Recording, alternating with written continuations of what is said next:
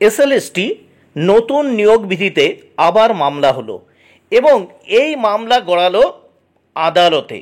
SSC নিয়োগ বিধিতে বদল চেয়ে এই মামলা হলো হাইকোর্টে।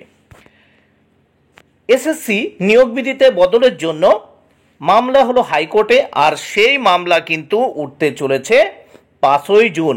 আবারও বলছি 5ই জুন এই মামলা, অর্থাৎ এসএসসির নিয়োগ বিধিতে যে বদল, সেই বদল চেয়ে কিন্তু মামলা হলো। নম্বর বিভাজন এসএসসিতে আমরা জানি যে মৌখিক বা ইন্টারভিউতে রয়েছে 10, শিক্ষকতার অভিজ্ঞতাতে রয়েছে 10 এবং লেকচার ডেমনস্ট্রেশনে রয়েছে 10 নাম্বার। তাহলে ডেমোতে 10, শিক্ষার অভিজ্ঞতাতে 10 এবং মৌখিক ইন্টারভিউ 10।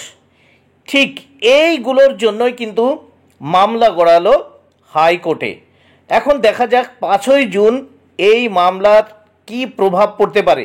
তবে হ্যাঁ, একটা প্রশ্ন উঠে গেছে যে এই যে এসএসসির নিয়োগ বিধিতে যে নতুন বদল আসলো, এই বদলের ফলে যে কেস হয়েছে, এই কেসের ফলে পরীক্ষা হবে কিনা।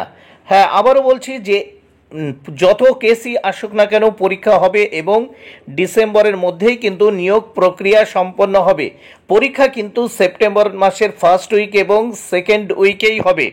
তবে এই যে কেস প্রক্রিয়া, এই কেস প্রক্রিয়ার জন্য হয়তো এই যে নিয়োগ বিধি, সেই নিয়োগ বিধিতে হয়তো কিছুটা পরিবর্তন আসতে পারে। এই যে নম্বর বিভাজন, শিক্ষকতার অভিজ্ঞতা, ইন্টারভিউ এবং এই যে লেকচার ডেমনস্ট্রেশন, এই ক্ষেত্রে হয়তো কিছুটা পরিবর্তন আসতে পারে এবং পরিবর্তনের পর কিন্তু পরীক্ষা হবেই, পরিবর্তন হবে এবং পরীক্ষাও হবে।